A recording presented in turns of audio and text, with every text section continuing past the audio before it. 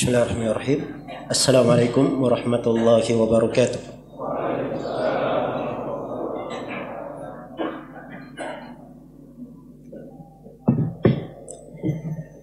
Innal hamdalillah nahmaduhu wa nasta'inuhu wa nastaghfiruh wa na'udzu billahi min shururi anfusina wa sayyiati a'malina. May yahdihillahu fala mudilla lahu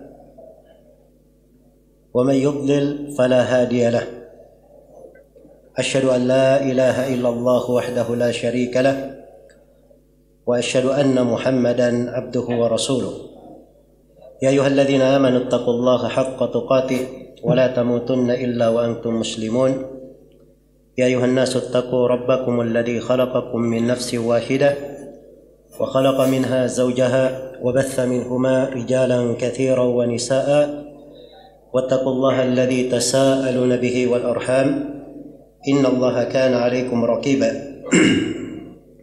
يا أيها الذين آمنوا اتقوا الله وقولوا قولا سديدا يصلح لكم أعمالكم ويغفر لكم ذنوبكم ومن يطع الله ورسوله فقد فاز فوزا عظيما أما بعد فإن أصدق الحديث كتاب الله وخير الهدي هدي محمد صلى الله عليه وسلم وشر الأمور محدثاتها فإن كل محدثة بدعة وكل بدعة ضلالة وكل ضلالة في النار. Kaum muslimin dan muslimat, hadirin dan hadirat, rahimani wa rahimakumullah. Alhamdulillah, kita bersyukur kepada Allah Subhanahu wa taala pada sore yang cerah ini. Ya, cerah kalau dilihat pada hari-hari sebelumnya. Alhamdulillah, kita bersyukur kepada Allah Subhanahu wa taala. Tidak ada hujan deras yang menghambat langkah kita hadir di majelis ini, di masjid ini. Semoga Allah Subhanahu wa taala menjadikan keberadaan kita semua di masjid ini sebagai keberadaan yang dirahmati, sebagai suatu ibadah yang tercatat kebaikannya untuk kita semua kelak di kemudian hari, sebagai sebuah keberkahan yang selalu mewarnai kehidupan kita di dunia dan menjadi sebuah kebahagiaan untuk kita semua kelak kemudian hari di akhirat nanti. Sebagaimana Allah Subhanahu wa taala yang memudahkan kita berada di masjid yang mulia ini dalam suasana ketaatan, dalam niat yang baik untuk mempelajari sebagian dari perkara agama. Saya bermohon kepada Allah yang maha mulia lagi maha dermawan, yang maha pemurah, lagi maha luas karunia dan rezekinya. Semoga Allah Subhanahu wa taala selalu mempertemukan kita di atas kebaikan sebagai orang-orang yang bersaudara, sebagai orang-orang yang disatukan dan dilembutkan hatinya di atas keislaman dan sunnah. Dan semoga Allah mengumpulkan kita semua kelak di kemudian hari di surganya yang penuh dengan kemuliaan dan kenikmatan. Innahu waliyyu dzalika wal qadiru alaih. Mungkin ada yang bertanya, kenapa judulnya menyingkap hakikat Wahabi? Ya, jawabannya banyak sebab dalam hal tersebut. Karena ini tema pembahasan sudah menjadi tema internasional. Ya, isu yang dibawa di belakang kalimat Wahabi ini sudah beraneka ragam di dalamnya. Dan ini potensi membuat hal-hal yang kurang bagus di tengah umat Islam. Karena itu saya memandang bahwa tema kajian di hari ini tentang judul ini adalah hal yang sangat penting sekali. Apalagi seorang hamba itu pada segala sesuatu dia harus berpijak di atas ilmu. Jangan asal bicara saja, asal mendengar sebuah kalimat dia tampung langsung dia lariskan. Ya, ini hal-hal yang harus kita perbaiki. Karena pada setiap yang kita sampaikan, kita harus mempertanggungjawabkannya kelak di kemudian hari. Dan pada hal yang kita yakini harus dibangun di atas ilmu. Karena itu dalam Al-Quran Allah Subhanahu wa taala mengingatkan, wala taqfu ma laysa laka bihi ilm inna as-sam'a wal basar wal fuad kullu ulaika kana anhu mas'ula. Jangan kalian berhenti di atas sebuah perkara yang kalian tidak punya ilmu tentangnya. Sungguhnya pendengaran, penglihatan dan mata hati semuanya akan dimintai pertanggungjawaban. Iya. Jadi semuanya ada pertanggungjawabannya. Dan tidak boleh seorang berbicara dalam agama Allah tanpa ilmu. Berbicara tentang agama tanpa ilmu. Karena itu adalah dosa yang sangat besar. Bahkan pendapat sebagian ulama itu masuk ke dalam dosa yang paling besar. Iya. Berdasarkan ayat di surah Al-A'raf, "Qul innama harrama rabbi al-fawahisha ma dhahara minha wa ma batan wal ithma wal bagya bighairi al-haqq wa an tusyriku billahi ma lam yunazzil bihi sultana wa an taqulu 'ala Allahi ma la ta'lamun." Katakanlah, diharamkan terhadap kalian al-fawahish, hal-hal yang keji, yang tampak maupun yang tidak tampak. Dosa dan kesewenang-wenangan tanpa hak. Berlaku sewenang, melampaui batas, tidak adil kepada seorang tanpa hak. Dan diharamkan terhadap kalian berbuat kesyirikan kepada Allah tanpa argumen yang Allah turunkan. Dan yang terakhir, diharamkan atas kalian berucap atas nama Allah tanpa ilmu. Jadi kata para ulama, ini penyebutan dosa dari yang paling rendah ke paling besarnya. Ke paling besarnya. Sehingga sebagian ulama ada yang berpendapat bahwa berucap atas nama Allah tanpa ilmu itu dosa paling besar. Lebih besar dari kesyirikan. Karena syirik juga adalah bentuk dari berucap atas nama Allah tanpa apa? Tanpa ilmu. Karena itu dalam ayat yang lain dikatakan, وَمَنْ أَظْلَمُ مِمَّنْ افترى على اللَّهِ كَذِبًا. Siapakah yang lebih zalim dari orang yang mengada-adakan atas nama Allah sebuah kedustaan. Iya. Maka pada hal-hal yang terkait dengan agama, seorang harus berucap di atas dasar ilmu. Bukan asal bicara saya. Sebuah kalimat itu dipertanggungjawabkan. Apalagi terkait dengan seorang muslim. Apalagi itu terkait dengan seorang alim. Apalagi terkait dengan agama Rasulullah sallallahu alaihi wasallam. Iya. Diriwayatkan oleh Al-Bukhari dan Muslim dari Abu Hurairah radhiyallahu taala anhu, Rasulullah sallallahu alaihi wasallam bersabda, "Innar rajula la yatakallamu bil kalimati la yatabayyanu fiha yazillu biha ila an-nar ab'ada ma baina al-masyriqi wal maghrib." Seorang lelaki kadang dia berucap dengan sebuah ucapan, dia tidak perjelas. Ini banyak ya dari hal-hal yang seperti ini yang beredar di masa sekarang ini. Kalimat-kalimat gampang sekali mengucapkan. Ya, jatuhkan vonis ke sana sini, namakan orang begini, namakan begini. Kalimat dia tidak perjelas. Dan ini banyak bentuknya. Dan ini hati-hati untuk para pegiat sosial media, warganet yang terhormat. Ya, hati-hati dengan kalimat-kalimat yang tidak terukur. Ya, seorang lelaki kadang dia berucap sebuah kalimat, dia tidak perjelas kalimat ini. Apa yang terjadi? Kalimat ini menyeretnya ke dalam neraka sejauh timur dan barat. Sejauh timur dan barat. Iya. Demikian pula berucap pada kehormatan seorang muslim, kehormatan saudaranya.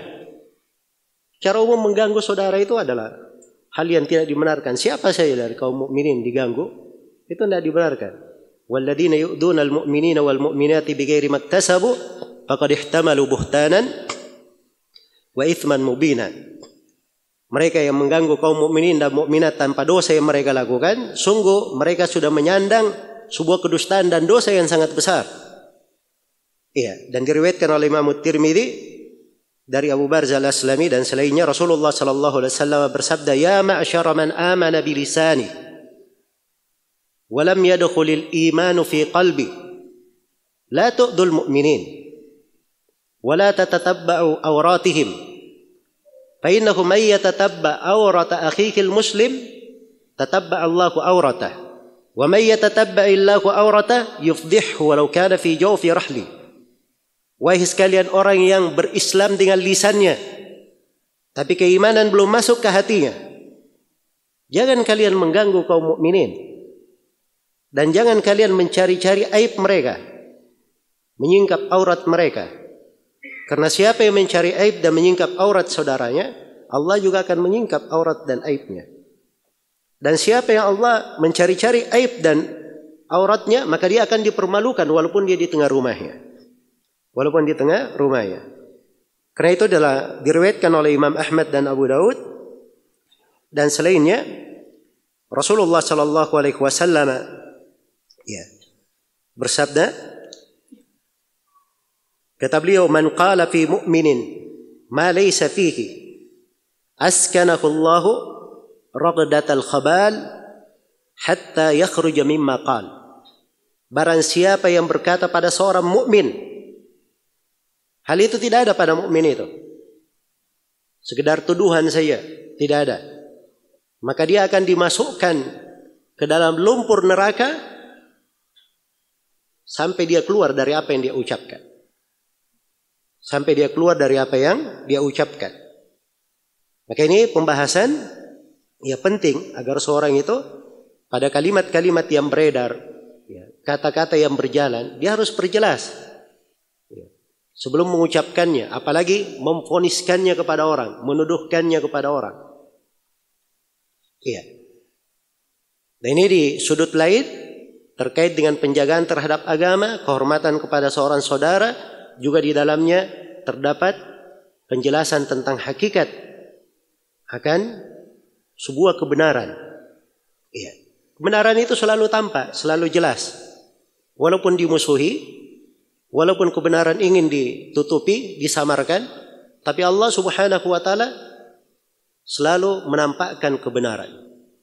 Iya. Karena Allah adalah yang maha haq, dzalika bi anna Allah huwal haq. Hal tersebut karena Allah yang maha benar. Dan dari Asmaul Husna, nama Allah Al-Haq, yang maha benar. Dan Allah cinta kebenaran itu. Allah cinta kebenaran itu tampak. Dan Allah cinta orang-orang yang menampakkan kebenaran. Karena itu pada setiap masa tidak akan mungkin kebenaran itu tertutupi 100%, tidak mungkin. Pasti ada satu kelompok dari umat yang menampakkannya. Telah mutawatir dari Nabi sallallahu alaihi wasallam, beliau bersabda, la tazalu ta'ifatun min ummati zahirin 'alal haqq, la yadhurruhum man khadalahum wala man khalafahum hatta ya'ti amrullah wa hum 'ala dzalik. Akan terus-menerus ada satu kelompok dari umatku yang menampakkan al-haq, menampakkan kebenaran. Tidak membahayakan mereka, orang yang menyelisihi mereka ataupun orang yang mencerca mereka, sampai datang ketentuan Allah Subhanahu wa taala. Iya. Kemudian dari sisi lain, kalau misalnya ada dari saudara kita dibicarakan tidak benar, maka membelanya itu adalah bagian dari pahala yang sangat besar. Iya, apalagi dia adalah seorang alim, apalagi itu adalah agama Rasulullah sallallahu alaihi wasallam, maka membelanya adalah bagian dari jihad fi sabilillah, dari sebuah ketaatan yang sangat besar. Karena itu Rasulullah sallallahu alaihi wasallam bersabda dalam hadits riwayat At-Tirmidzi, man radda an irdi akhihi raddallahu an wajhihi an-nar yaumal qiyamah. Siapa yang membela kehormatan saudaranya, maka Allah Subhanahu wa taala akan menghindarkan wajahnya dari api neraka pada hari kemudian. Pada hari kemudian. Iya. Maka ini beberapa sudut yang menjadi titik pentingnya pembahasan ini. Banyak isu-isu yang kadang perlu diluruskan. Iya. Karena itu diantara hal yang banyak ditanyakan di sini, ya. Yang pertama, banyak yang menanyakan apa itu Wahabi. Ya. Apa itu Wahabi? Baik. Ini Wahabi dari sisi bahasa, ada kata Wahab, terus ditambah dengan ya nisbah di belakangnya dalam bahasa Arab. Artinya pengikut Wahab. Iya, kan begitu. Pengikut Wahhab. Itu dalam pembahasan bahasa. Kalau kita orang Makassar di sini dibilang Al-Makassari, pakai i di belakangnya, artinya orang Makassar. Iya. Dia orang Indonesia, Al-Indonesi. Jelas ya? Dia orang Malaysia, Al-Malaysi. Kan begitu. Ini nisbat di belakangnya. Jadi Wahhab ini, Wahabi itu nisbat kepada pengikut Wahhab. Maksudnya siapa? Abdul Wahhab. Pengikut Abdul Wahhab. Jadi kata Wahhabnya belakangan, ada Abdulnya di depan. Iya. Jadi tidak dikatakan Abdul Wahhabi, tidak.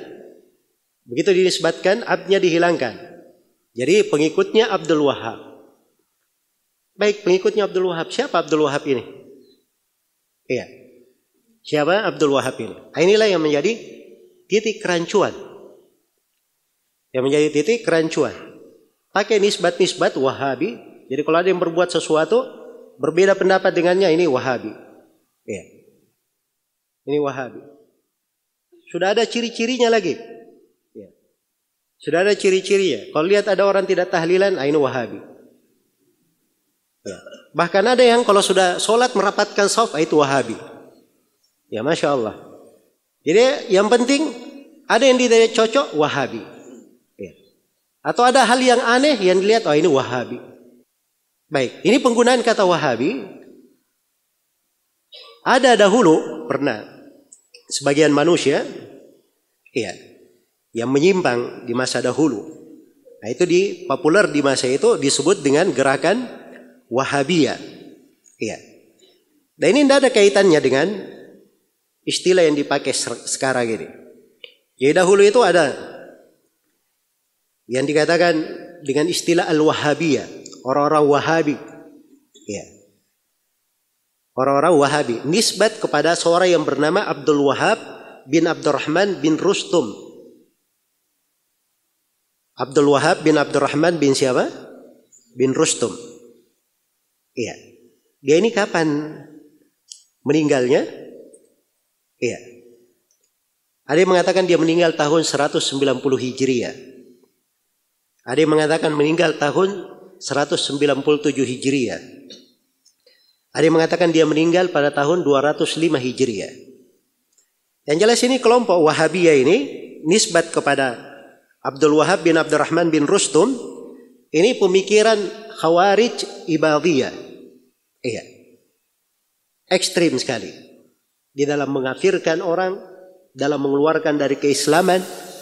Karena itu banyak dari ulama, khususnya di wilayah yang dia hidup, dia ini hidupnya di Afrika Utara. Dia berada di Afrika mana? Utara. Ya, dan waktu itu ulama-ulama yang berada di Afrika, khususnya di di Andalus waktu itu, mufti Andalus pada tahun yang meninggal pada tahun 478 Hijriah, Ali bin Muhammad Al-Lakhmi, itu mengeluarkan fatwa tentang kesesatan apa? Al-Wahabiyah ini. Nah, ini yang dipakai oleh sebagian orang. Dipakailah gelar Wahabi. Wahabi itu begini. Kriteria terkait dengan Wahabi di masa ini. Abdurrahman bin siapa? Abdul Wahhab bin Abdurrahman bin Rustum. Ya. Kalau ini tidak ada silang pendapat di kalangan ulama tentang apa? Tentang kesesatannya. Ya. Tentang kesesatannya. Tapi yang menjadi masalah adalah terkait dengan masalah penisbatan Wahabi ini kepada Syekh Al-Mujaddid Muhammad bin Abdul Wahhab An-Najdi. Iya. Ini yang menjadi masalah. Dinisbatkan kepada beliau nama Wahabi. Baik Wahabi, beliau namanya siapa? Muhammad bin Abdul Wahhab. Harusnya kan tidak dibilang Wahabi, harusnya dibilang apa? Muhammadi, ya, pengikut Nabi Muhammad, pengikut Muhammad kan begitu, ya. Tapi ya itulah orang-orang yang senang memberi gelar-gelar, ya dia cari juga yang cocok-cocok sebagai gelar. Ya kalau dibilang Muhammadi, gawat juga kita. Nanti bisa-bisa orang menyangka Nabi Muhammad, ya kan begitu. Ya maka dicarilah gelar yang mencocokinya. Baik. Jadi kalau dia dinisbatkan kepada Syekh Muhammad bin Abdul Wahhab, Syekh Muhammad bin Abdul Wahab ini beliau lahir pada tahun 1115 Hijriah. Iya. Lahirnya baru belakangan. Kan begitu? Ya, inilah penisbatan Wahabi. Ya, dinisbatkan kepada beliau. Yang beliau sendiri baru lahir pada tahun berapa? Pada tahun 1115 Hijriah. Iya. Pada abad ke-12. Syekh rahimahullahu ta'ala baru dilahirkan. Nah, jadi aneh juga ya, kalau setiap apa-apa semuanya Wahabi. Ya.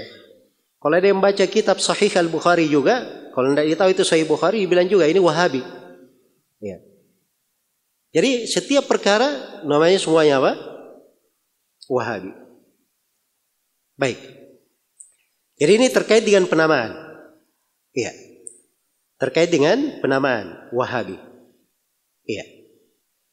Sebelum kita bahas tentang apa yang dipermasalahkan pada Wahabi ini, apa yang dipermasalahkan, tentunya ada banyak poin ya. Muncul pertanyaan di sini dari isu-isu yang tersebar.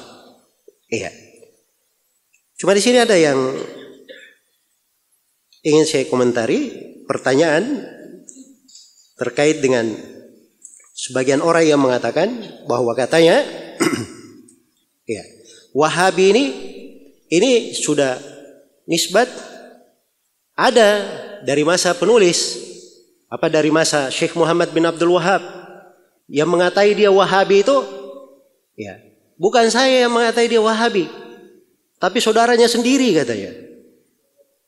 Namanya Sulaiman apa? Sulaiman bin Abdul Wahab. Iya. Baik. Ini mereka sebut bahwa Sulaiman bin Abdul Wahab ini ada buku membantah saudaranya sendiri. Ada yang riwayatnya mengatakan bahwa judul bukunya namanya Sawa'iq al-Ilahiyah fi Raddi alal Wahhabiyah. Wah, judulnya seram sekali ya. Iya, tahu artinya? Ya, petir-petir keilahan, guntur-guntur keilahan. Bantahan terhadap kelompok Wahabi.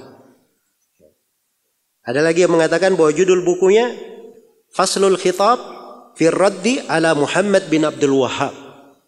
Ya. Pemutus pembicaraan dalam membantah Muhammad bin Abdul Wahab. Ya. Baik, ini dua buku tercetak dinisbatkan kepada siapa? Syekh Sulaiman bin Abdul Wahab, saudara dari Syekh Muhammad bin Abdul Wahab. Iya, saudaranya. Dan Syekh Sulaiman ini, beliau adalah seorang qadhi di qadhi di Harimala. Iya, itu pekerjaan beliau. Dan beliau sebagaimana saudaranya Syekh Muhammad bin Abdul Wahab, orang-orang yang belajar di atas ilmu, karena ayah mereka Abdul Wahab itu adalah seorang qadhi, seorang yang berilmu, ayahnya. Iya. Baik. Ini terkait dengan penisbatan kepada Syekh Sulaiman bin Abdul Wahab. Iya. Dimulai katanya dari Syekh Sulaiman bin Abdul Wahab. Kalau ada yang menyebut yang lain itu tambahan. Ya. Katanya itu ada yang membantah juga Syekh Zaini Dahlan dari Mufti Mekah. Ya. Dari Mufti Mekah. Ya. Betul ada bantahannya. Zaini Dahlan menyebut Wahabi, tapi itu dia tidak datang di masa Syekh rahimahullah. Ya, dia di masa setelahnya. Iya. Baik. Jadi terkait dengan penamaan di sini nisbat kepada Syekh Sulaiman, ini hal yang pertama. Kalau kita lihat pada dua judul buku ini, ya, dua judul buku isinya sama, tapi kok bisa namanya berbeda? Ya, global dari isinya mirip. Ya, walaupun di buku yang pertama itu kelihatannya bahwa nafas bahasa yang dipakai, ya, itu sama dengan apa yang ditulis di dalam buku-buku yang membantah Syekh Muhammad bin Abdul Wahab. Jadi ada banyak buku yang membantah. Ada beberapa orang yang membantah di masa itu, membantah Syekh rahimahullahu taala. Iya. Dalam buku-buku yang tertulis, ya, dan sampai hari ini masih disebarkan. Tapi buku-buku itu juga semuanya sudah dibantah oleh para ulama. Ada yang membantahnya di masa itu, ada yang masa setelahnya, dan sehingga hari ini semua dari syubhat-syubhat yang dituduhkan kepada Syekh Muhammad bin Abdul Wahab itu lengkap di dalam bantahannya. Iya, lengkap di dalam membantahnya. Jadi ini sebenarnya pertemuan hanya sekedar kita mengulang dari sejarah. Iya. Jadi dalam sejarah itu ada bantahan-bantahan tersebut, tuduhan-tuduhan itu ada, dan jawabannya juga sudah dijawab dengan jawaban. Walaupun ada sebagian hal di masa kini ada muncul hal-hal baru, ya, tuduhan-tuduhan baru yang mungkin ini yang perlu dikelirkan. Iya. Jadi kalau dilihat pada buku Sawa'iq al-Ilahiyah, ya, Firrat ala al-Wahabiyah, ini kelihatannya bahwa di dalamnya itu, ya, dari bahasa-bahasa Zaini Dahlan itu kelihatan di dalamnya, atau dari bahasa-bahasa Al-Haddad, ya, orang Hadramaut yang membuat bantahan terhadap Syekh juga itu kelihatan bahasanya. Iya. Adapun buku dengan judul yang kedua Faslul Khitab Firrat ala Muhammad bin Abdul Wahab, itu kelihatan bahasa Ahmad Al-Qubbani dari ahli Irak, dari penduduk Irak. Ini juga dari musuh dakwah Syekh Muhammad bin Abdul Wahab. Nulis bantahan itu mirip bahasanya. Jelas ya? Tapi itu tidak terlalu kita permasalahkan. Iya, tidak terlalu kita permasalahkan.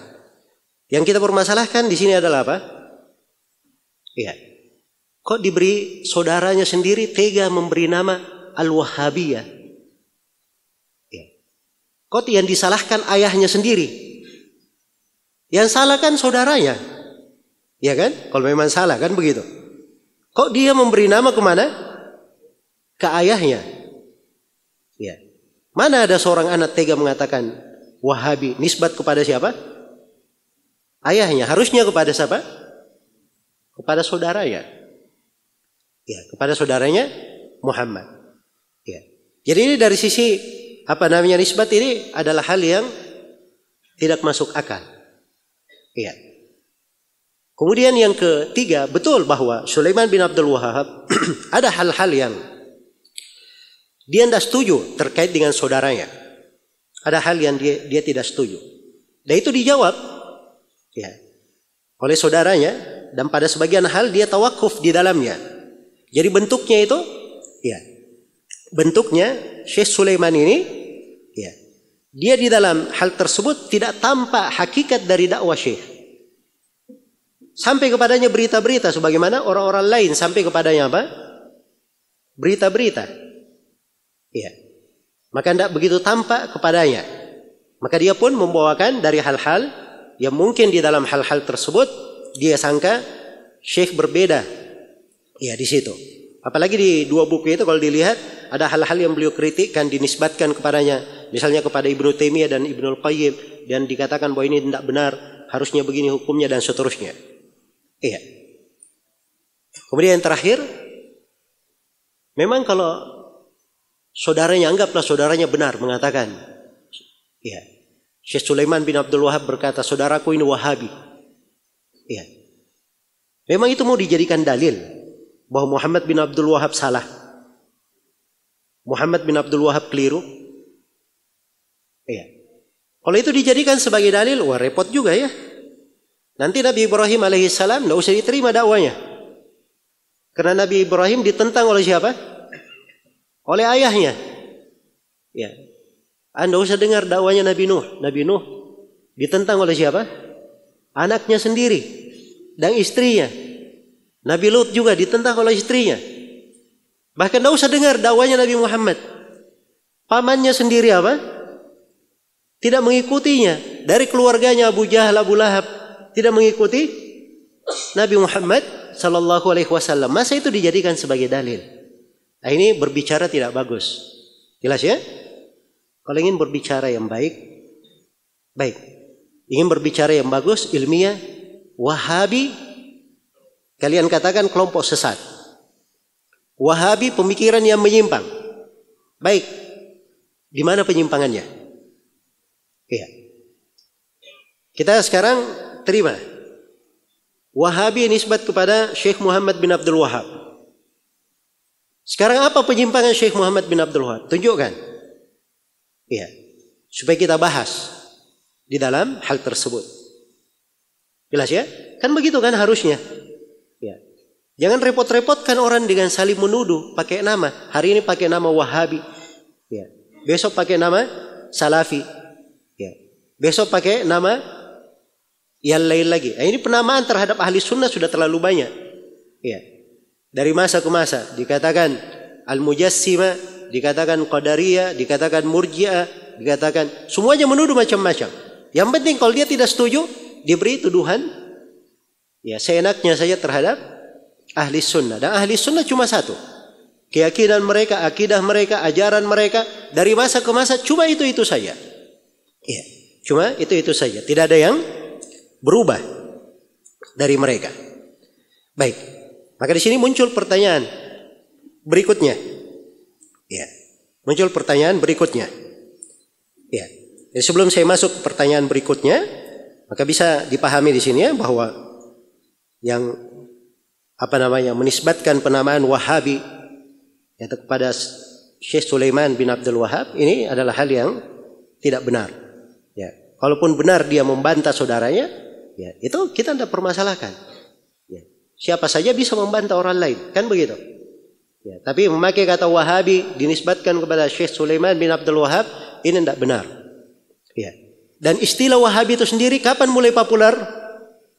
Di masa penulis, di masa Syekh Muhammad bin Abdul Wahab tidak populer istilah itu. Ya. Nanti kapan mulai populer? Setelah muncul kekuatan dakwah Syekh Muhammad bin Abdul Wahab.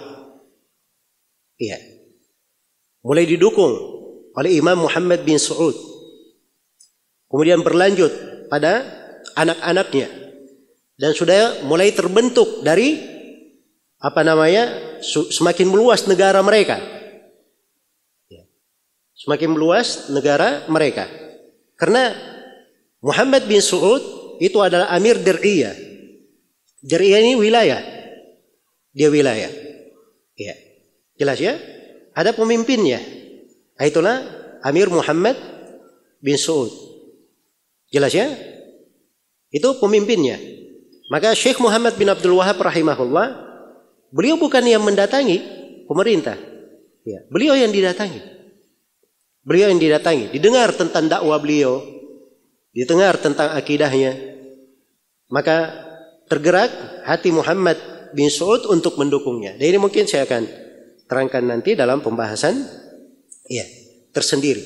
Jadi istilah Wahabi ini kapan mulai muncul?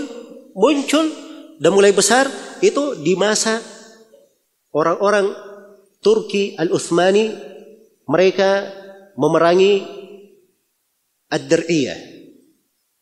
Ya. Mereka memerangi Ad-Dir'iyah. Maka dari sebagian wilayahnya keluar dari Mesir. Ya.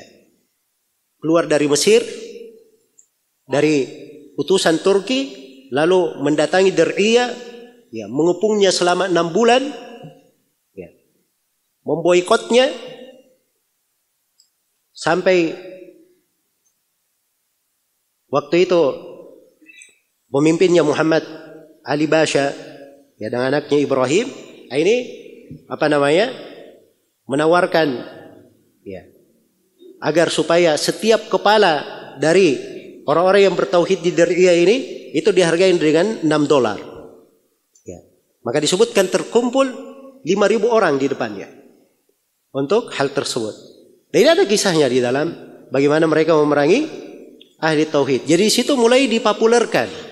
Siapa yang mulai mempopulerkan Wahabiyah ini? Nah, itu kalau dilihat di dalam sejarahnya, ya, datang dari sebagian orang-orang Inggris yang memberikan kabar gembira kepada Al-Basha ini bahwa, ya, sebentar lagi kalian akan menghabiskan orang-orang Wahabi. Ya. Nah, semenjak itulah istilah ini menjadi apa? Menjadi populer, dipopulerkan oleh mereka. Jadi kata Wahabiyah ini bukan berasal dari syekhnya sendiri, bukan berasal dari saudaranya, tapi dia dipopulerkan oleh siapa? Orang-orang Turki Utsmani yang notabene mereka ini, apalagi di akhir pemerintahan Turki Utsmani itu penuh dengan kesyirikan, ya kerjaan mereka ziarah, mengagungkan kuburan dan sebagainya. Ini tidak menerima dakwah Syekh Muhammad bin Abdul Wahab. Jelas ya? Jadi ini asal usul dari mana kata Wahabi itu dan siapa yang mempopulerkannya. Baik, sekarang muncul pertanyaan. Ya, kalau begitu apa akidah dan dakwah Syekh Muhammad bin Abdul Wahab? Ya, apa sebenarnya akidah dan dakwah Syekh Muhammad bin Abdul Wahab itu? Ya, ini yang harusnya dibahas. Ya, harusnya dibahas. Jadi kalau mau adil di dalam menilai, jangan pakai nukilan-nukilan. Ya. Ada yang berkata begini, Wahabi itu begini, Wahabi itu begini, Wahabi itu begini. Buku-buku Syekh Muhammad bin Abdul Wahab ada. Sampai hari ini tercetak dan tersebar ke seluruh penjuru dunia. Ya. Seluruh penjuru dunia. Murid-murid beliau juga yang mengambil ilmu darinya itu ada. Buku-buku mereka juga ada. Buku-buku mereka ada. Hingga hari ini terpelihara dari karya-karya tulisnya. Nah, sekarang kalau ingin mengkritik, ya, ambil kritikan dari buku-bukunya. Di mana? Dari buku-buku beliau. Yang perlu dikritik. Ya. Apa kesalahan-kesalahannya? Tunjukkan dari buku-buku beliau. Adapun Syekh Muhammad bin Abdul Wahab sendiri, beliau telah menulis keyakinannya. Beliau telah menulis akidahnya. Ya. Di antara akidah beliau yang masyhur adalah akidah yang beliau tulis kepada penduduk Qasim waktu itu. Kepada penduduk Qasim. Ini dicetak ya dalam sebuah risalah. Ada di dalam Durarus Saniyah juga. Iya. Dan ini dari akidah yang masyhur ditulis oleh beliau. Iya. Dan akidah yang beliau tulis ini kepada penduduk Qasim itu kalau dicocokkan dengan akidah para ulama yang pernah tertulis tidak ada yang menyelisihi. Dan tidak ada perbedaan. Iya. Kita baca buku-buku akidah. Ya. Kita baca akidah Imam Al-Auza'i, akidah Ibnul Mubarak. Ya. Kita baca akidah Abu Hanifah, akidah Imam Malik, akidah Imam Syafi'i, akidah Imam Ahmad. Kita baca akidah Imam Al-Bukhari. Kita baca akidah Abu Hatim Ar-Razi, Abu Zur'a Ar-Razi. Kita baca akidah Imam Qutaibah bin Sa'id. Ini semua dari para ulama, dari para imam setelah generasi tabi'ut tabi'in. Hidupnya itu di abad kedua dan abad ketiga. Para imam itu tadi. Iya. Dan akidah-akidah mereka, kalau dikumpulkan dari akidah para salaf yang jumlahnya ratusan buku, itu tidak ada satu huruf pun yang menyelisihi akidah yang ditulis oleh siapa? Syekh Muhammad bin Abdul Wahab. Jadi buku-bukunya ada. Ya. Itu pun akidah yang beliau tulis kepada Ahlul Qasim. Apa beliau katakan di akhirnya? Kata beliau, hadhihi aqidatun wajizah. Harartuha wa ana mashghulul bal. Ini akidah yang ringkas saya tulis. Ya, saya tulis untuk kalian dan saya dalam keadaan sibuk hatinya, banyak yang dia pikir. Ya. Ini orang tidak konsentrasi menulis saja akidahnya persis dengan akidah apa? Para salaf. Karena itu keyakinan seperti itu. Ya. Dia bukan orang yang mengarang, tapi itu adalah apa? Keyakinannya yang diambil. Karena akidah itu dari para ulama dari masa ke masa sama. Terwarisi. Tidak ada mereka bikin akidah sendiri. Iya. Tidak ada membuat keyakinan sendiri. Karena itu kalau ingin tanya, ya, tentang Wahabi itu apa? Wahabi mengatakan Al-Quran itu adalah kalam Allah, bukan makhluk. Itu Syekh Muhammad bin Abdul Wahab. Keyakinannya ada di akidahnya. Sama dengan ucapan para imam semuanya. Tidak ada yang menyelisihi dalam hal tersebut. Iya. Tidak ada yang menyelisihi dalam hal tersebut. Nah, ini banyak yang tidak suka. Jadi kalau dikatakan Al-Quran itu kalamullah, firman Allah, ya, dengan huruf dan dengan suara Allah yang berucap dengannya, nah, itu ada sebagian manusia yang tidak setuju. Tidak, bukan kalamullah, dia adalah kalamun nafs. Ada yang berucap seperti itu. Jelas ya? Tanpa huruf, tanpa suara. Nah, itu ada. Ya. Jadi kalau dia tidak setuju, ya ini Wahabi. Ya. Padahal ini akidah ada di apa? Keyakinan para imam yang sudah ada sebelumnya. Ini satu contoh ya dari keyakinan. Dan di antara kalimat-kalimat yang disebutkan oleh Syekh Muhammad bin Abdul Wahab rahimahullahu taala, ada risalah beliau tulis kepada Abdurrahman bin Abdullah As-Suwaidi, salah seorang ulama di Irak. Iya. Di dalam risalah ini Syekh Muhammad bin Abdul Wahab berkata, ini sengaja saya baca ya supaya kita bisa mengukur bagaimana keyakinan beliau. Kata beliau, "Ukhbiruka anni walillahil hamd muttabi'."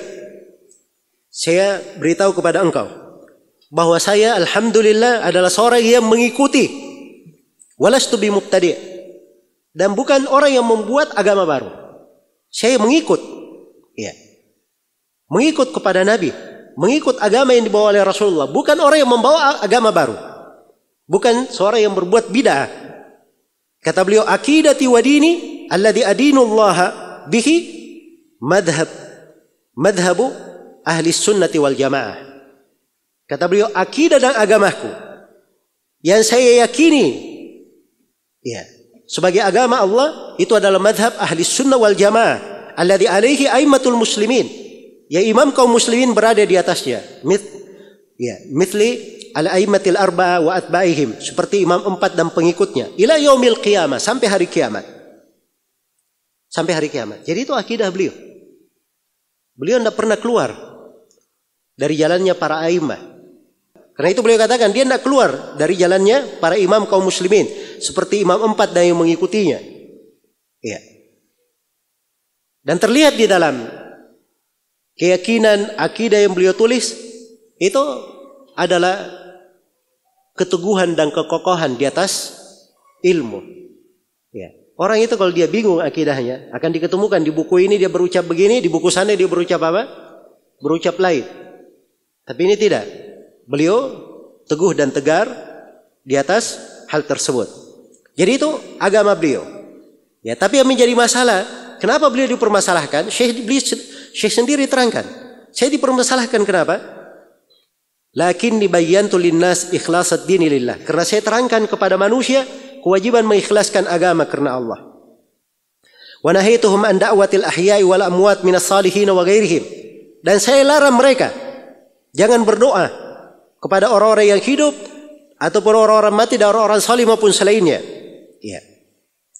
Maksudnya di sini orang yang mati itu jelas ya, tidak boleh berdoa. Tapi orang yang hidup maksudnya pada hal yang tidak ada yang mampu kecuali hanya Allah Subhanahu wa taala. Dan saya juga kata beliau melarang an isyrakihim fima yu'badullahu bih, tentang kesyirikan yang dikerjakan dalam ibadah kepada Allah, minad dzabh wan nadhr, apakah dalam bentuk menyembelih, nadar, tawakal, sujud, ya, dan selainnya, yang hal-hal yang merupakan hak Allah tidak boleh ada sekutu bagi Allah di dalamnya. Ya, tidak boleh disekutukan dengan malaikat yang didekatkan, tidak boleh kepada nabi yang diutus. Ya. Jadi kata beliau, apa yang saya ajak ini itulah yang disuruhkan oleh para rasul dari awal hingga akhirnya. Dan itulah madhab yang ahli sunnah wal jamaah berada di atasnya. Yang berada di atasnya. Ya, jadi ini dari ucapan beliau sendiri. Bagaimana dakwah beliau. Ya. Kalau kita baca dari ucapan cucunya, Abdurrahman bin Hasan. Bagaimana dia gambarkan dakwah kakeknya. Ya, Syekhul Islam Muhammad bin Abdul Wahab. Bahwa Syekh Muhammad bin Abdul Wahab ini hanya mengajak manusia untuk beribadah kepada Allah, tidak ada syirikat baginya. Iya. Dan tidak boleh berbuat kesyirikan. Dan ini tidak ada seorang muslim pun yang meragukan bahwa itulah agama para rasul, yang para rasul diutus dengannya dan kitab-kitab diturunkan karenanya. Iya. Dan juga oleh Syekh Abdul Latif. Iya. Dari murid-murid dan dari keturunan Syekh Muhammad bin Abdul Wahab, beliau menjelaskan, ya, bahwa guru kami Syekh Muhammad bin Abdul Wahab, ya, itu mengajak manusia untuk sholat 5 waktu. Ya, dan menjaga sholat itu kapanpun dikumandangkan adzan. Ya. Dan ini dari sunnah-sunnah yang dibangun di atas petunjuk dan pokok-pokok agama, ya, yang dijelaskan oleh Al-Quran dan As-Sunnah. Dan beliau juga memerintah mengeluarkan zakat, berpuasa, haji, amar ma'ruf, nahi munkar. Dan kata beliau, وَقَدْ تَتَبَّعَ الْعُلَمَاءُ مُصَنَّفَاتِهِ مِنْ أَهْلِ زَمَانِهِ وَغَيْرِهِمْ فَأَعْجَزَهُمْ أَنْ يَجِدُوا فِيهَا مَا يُعَابُ. Sungguh para ulama yang berada di masa beliau dan para ulama yang tidak di masa beliau, itu sudah membaca tulisan-tulisan Syekh Muhammad bin Abdul Wahab. Dan mereka semuanya tidak mampu menemukan hal yang dicela di dalamnya. Hal yang dicela di dalamnya. Ya. Jadi ucapan beliau dalam tulisannya dalam Usuluddin itu adalah hal yang disepakati oleh ahli sunnah wal jamaah. Adapun di dalam al-furu', di dalam pembahasan fikih, beliau ini madhabnya adalah madhab apa? Hambali. Ya. Dan tidak diketemukan dari ucapan beliau di pembahasan fikih ada ucapannya yang menyelisihi imam 4. Ada yang menyelisihi imam 4. Baik. Jadi ini sebagian dari akidah, keyakinan dan dakwah Syekh Muhammad bin Abdul Wahab. Jadi sebenarnya mudah bagi orang-orang yang mengkritik. Ya. Kita kalau memang Wahabi itu buruk, hal yang berbahaya, ayo sama-sama kita perangi. Ya, tapi diperjelas dulu. Ya. Yang diperangi itu apa? Jangan hanya sebut nama Wahabi, terus ditanya kesalahannya apa? Ya. Nggak tahu juga apa kesalahannya. Atau menyebutkan hal-hal yang dianggap salah menurut pendapat dia. Ya. Ulama yang lain tidak menganggapnya apa? Tidak menganggapnya salah. Ya. Jadi harus diperjelas. Ini cara yang bagus. Adapun sekedar melontarkan tuduhan, ya, dan menyebarkannya di tengah manusia, inilah hal-hal yang bisa membahayakan, perkara-perkara yang bisa merusak dari kebersamaan. Baik. Kemudian di sini saya akan singgung juga dari beberapa tuduhan yang dituduhkan. Ya. Baik. Di antara isu juga ada yang berkata, ya, benarkah Wahabi itu senang mengafirkan kaum muslimin yang bukan pengikutnya? Ya. Ini Masya Allah ya. Ya, ini paling banyak disebarkan ini dari masa dahulu bahwa Wahabi ini ya gemar apa? Gemar mengafirkan. Iya. Gemar mengafirkan. Dan ini kalimat bukan berasal dari umat Islam saja atau dari ulama-ulama yang tidak setuju dengan beliau. Iya. Tapi ini kalimat memang sudah terukur dari orang kafir pun yang menghendaki perpecahan di tengah umat. Itu memasukkan hal ini. Ya, sebab istilah Wahabi ini, apalagi sekarang ini, itu istilah yang sangat bagus dipakai untuk apa? Membuat orang lari dari ilmu agama yang benar. Ya, dari ilmu agama yang benar. Sampai dipakai oleh petinggi-petinggi, ya, negeri-negeri kafir kalimat itu untuk membuat lari dari apa? Dari kaum muslimin. Ya, ini ada penulis Jerman yang berkata tentang Wahabi. Katanya Wahabi ini mereka memandang diri mereka itu satu-satunya yang bertauhid. Dan seluruh kaum muslimin yang lainnya adalah musyrikin.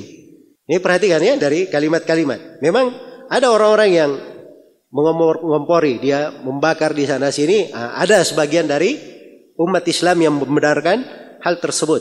Iya, membenarkan hal tersebut. Baik. Dan Syekh Muhammad bin Abdul Wahab sendiri, beliau jelas dakwanya di dalam hal ini. Pada hal-hal yang beliau dituduhkan, ya, dalam perkara yang seperti ini, beliau memberikan jawaban. Kata beliau, fa in qala qailuhum, kalau di antara mereka ada yang berkata, ya, bahwa Syekh Muhammad bin Abdul Wahab dan pengikutnya mengkafirkan keumuman kaum muslimin, fa naqulu, kami berkata, subhanaka hadza buhtanun 'adzim. Maha suci Engkau ya Allah, sesungguhnya ini adalah apa? Kedustaan yang sangat besar. Ya, kedustaan yang sangat besar. Jadi itu tidak ada di dalam di dalam ucapan beliau. Ya, dan di tempat lain beliau katakan, kullu hadza minal kadzib wal buhtan. Semua ini dari kedustaan dan hal yang diada-adakan. Alladzi yasudduna bihin nas an dinillahi wa rasulih. Yang dengan itu mereka ingin menghambat manusia untuk mengikuti agama Allah dan Rasulnya. Kata Syekh, wa idza kunna la nukaffiru man abada as-sanam alladhi ala qabri Abdul Qadir was-sanam ala qabri Ahmad al-Badawi wa amthalihima li ajli jahlihim wa adam ma yunabbihuhum fa kayfa nukaffiru man lam yushrik billah wa lam yuhajir ilayna aw lam yakfur wa yuqatil. Subhanaka hadza buhtanun 'adzim. Kata beliau, ya, kami ini itu terhadap orang yang menyembah berhala di atas kuburan Abdul Qadir atau berhala di atas kuburan Ahmad Al-Badawi dan yang semisal dengannya, itu kami tidak kafirkan. Kata Syekh, kenapa? Karena mereka jahil dan tidak ada yang mengingatkan kekeliruan itu. Ya. Oleh yang seperti itu aja kami tidak kafirkan. Bagaimana kami dikatakan mengafirkan orang yang tidak berbuat kesyirikan? Dia tidak berhijrah kepada kami. Ya. Atau kami kafirkan orang yang tidak ikut berperang bersama kami. Kata beliau, Maha Suci Allah. Ini adalah kedustaan yang sangat besar. Baik. Jadi ini bantahan-bantahan beliau. Dari lisan beliau. Ya. Siapa yang membaca dari buku-buku Syekh Muhammad bin Abdul Wahab, kelihatan. Ya. Bahwa beliau ini adalah orang yang menjelaskan agama. Orang yang menjelaskan tauhid. Iya. Menerangkan agama sesuai dengan kaidah-kaidah yang disepakati oleh para ulama. Iya. Sesuai dengan kaidah-kaidah yang disepakati oleh para ulama. Karena itu karya-karya tulis Syekh Muhammad bin Abdul Wahab dan murid-muridnya hingga hari ini itu dijadikan solusi, ya, terhadap orang-orang yang memiliki pemikiran takfiri. Dijadikan solusi sebagai bantahan terhadap orang-orang yang melakukan peledakan dan terorisme. Sebab di dalam karya-karya tulis mereka terdapat dari penjelasan Islam yang lurus dan membantah syubhat-syubhat orang yang menyimpan di dalam masalah apa? Dalam masalah pengkafiran. Dan ini sejalan dengan para ulama yang lain. Iya. Karena itu orang-orang yang belajar dari buku-buku Syekh Muhammad bin Abdul Wahab, mereka ini tidak ada yang fanatik dengan Syekh. Ya, karena Syekh Muhammad bin Abdul Wahab tidak mengajak manusia mengikuti dirinya. Tidak mengajak manusia mengikuti dirinya. Beliau mengajak manusia untuk mengikuti Al-Quran dan Sunnah Rasulullah Sallallahu Alaihi Wasallam. Iya. Baik. Karena itu di dalam buku-buku yang diajarkan juga, ya, tidak diajarkan di semua bidang. Ya, misalnya di buku akidah, bukan diajarkan akidah Imam Ahmad saja misalnya, tapi diajarkan akidah semua ulama. Ya, diajarkan akidah seluruh imam. Karena akidah umat Islam ini, ya, itu adalah hal yang disepakati oleh ahli sunnah wal jamaah dari masa ke masa. Dari masa ke masa. Jadi kalau ada di dalam pembahasan akidah ada yang mengatakan akidah yang benar begini, maka dia harus datangkan siapa dari para ulama yang berucap seperti itu. Jelas ya? Baik. Maka dari sini tampak ya bahwa tuduhan, ya, Syekh Muhammad bin Abdul Wahab itu gampang mengafirkan, ini adalah hal yang sekedar tuduhan saja. Tidak ada buktinya dari buku-buku beliau. Ya. Bahkan yang kami ketemukan dari para ulama yang berada di Saudi, di Yaman maupun di tempat-tempat yang lainnya, yang mereka semuanya membela dakwah Syekh Muhammad bin Abdul Wahab, juga mengajarkan buku-bukunya. Yang kami ketemukan dari mereka semuanya adalah orang yang paling memperingatkan tentang bahaya mengafirkan muslim tanpa hak. Yang menjadi inti masalah itu bukan di dalam adanya jatuh vonis kafir, nah. Yang menjadi masalah itu terkait dengan masalah dia mengafirkan apa sebabnya. Kalau pengafiran diingkari, ya itu berarti dia ingkari sesuatu dari apa? Jelas dalam agama, dalam Al-Quran disebut orang-orang kafir dalam neraka, diterangkan sifat orang-orang kafir. Iya. Nah, ini juga yang menuduh-nuduh Wahabi ini, kalau kita tanya kepada mereka, ini Fir'aun kafir atau tidak? Dia pasti menjawab apa? Fir'aun kafir. Terus iblis kafir atau tidak? Iblis kafir. Berarti kamu ini sedang mengafirkan orang. Sembarangan saya. Kan begitu kan? Ya, sedang mengafirkan orang. Jadi tidak semua yang dikatakan kafir lalu dikatakan dia sedang mengafirkan. Tidak. Nah, pengafiran itu ada yang hak benar, dan itu adalah hak Allah dan Rasulnya. Ini pintu ditutup. Ya. Ini bukan tugasnya orang-orang yang baru belajar. Ya. Ini tugasnya orang-orang yang berilmu dalam menjatuhkan apa? Ketentuan kafir atau tidak. Dan itu ada kaitannya dengan masalah peradilan. Ya. Karena itu ada satu bab khusus di fikih namanya ahkam al-murtad atau ahkam ahli riddah. Hukum terkait dengan orang yang murtad. Itu ada hukumnya.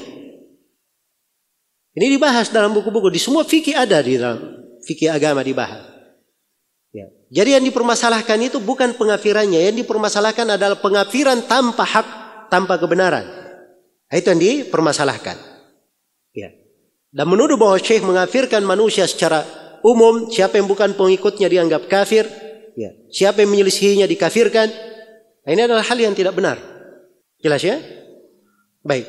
Ini yang sekarang ini banyak ditanyakan, ada kalimat-kalimat dari sebagian orang, ya, selalu membawakan Wahabi itu senang seperti itu. Ya, gemar mengafirkan. Ya. Ini ada kalimat dari sebagian orang, ya, senang yang disebarkan di sana sini, ya. Dia berbicara tentang Wahabi. Ya, ditanya pendapatnya apa itu Wahabi. Maka dikatakan bahwa Wahabi katanya diambil dari kata Muhammad bin Abdul Wahab. Maka pengikutnya disebut Wahabi. Ya. Ini sudah memberikan opini ya, seperti itu. Ini saya beri contoh bagaimana sebagian orang sangat gampang sekali memberikan dari opini-opini. Iya. Terus katanya tapi karena nama ini sudah terlalu buruk, negatif, maka berganti baju. Ya. Berganti baju. Dalam sebuah riwayat berganti casingnya. Ganti baju, jadi apa bajunya sekarang yang baru? Katanya Salafi. Bajunya yang baru. Jadi Wahabi itu baju lama, Salafi itu baju apa? Baju barunya. Ya. Masya Allah. Ini Salafi dia bicara lebih jauh lagi. Salafi itu adalah orang yang mengikuti jalan apa? Jalan as-salaf. Ya, nisbat kepada Salafi itu sudah ada disebutkan oleh Imam As-Sam'ani di dalam kitab Al-Ansab. Kitab Al-Ansab ini semua nasab yang pernah dipakai oleh umat Islam dari masa Nabi sampai di masa As-Sam'ani ada di situ disebutkan. Dari nasab-nasab para rawi, para ulama.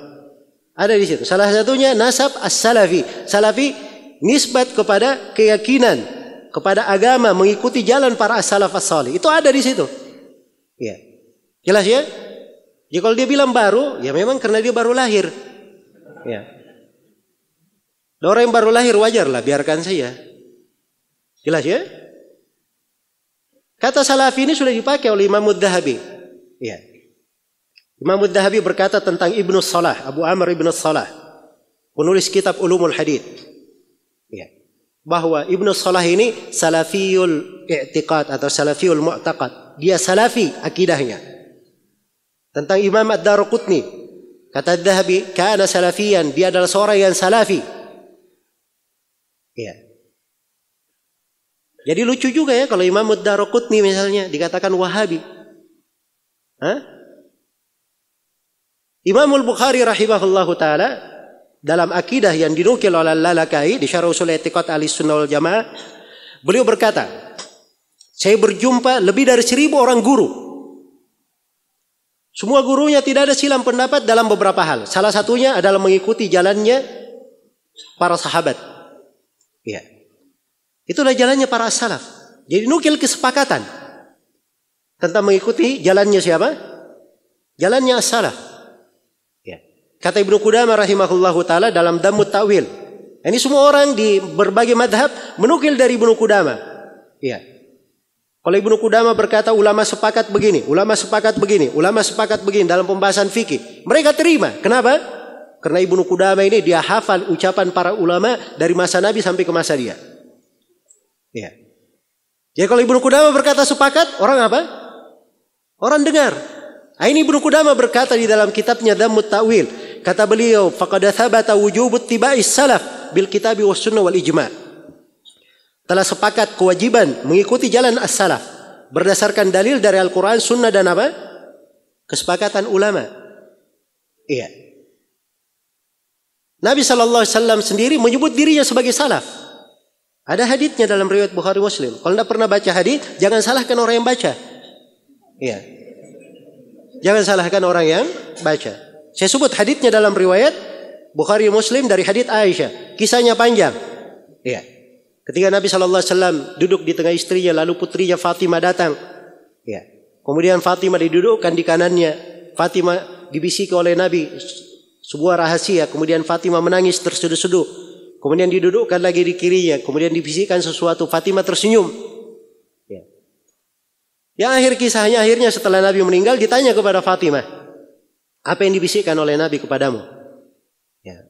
Kata Fatimah, adapun bisikan yang pertama yang membuat saya menangis, Nabi berkata kepadanya bahwa Fatimah, biasanya setiap tahun Jibril turun membaca Al-Quran sekali saja, tapi tahun ini 2 kali. Saya tidak melihat perubahan ini kecuali menunjukkan ajalku sudah dekat. Ya. Maka kata Nabi kepada putrinya, fattaqillaha wasbiri fa innahu ni'mas salaf ana laki. Bertakwalah kepada Allah dan bersabarlah. Sesungguhnya sebaik-baik salaf untuk kamu adalah saya. Nabi menyebut dirinya sebagai apa?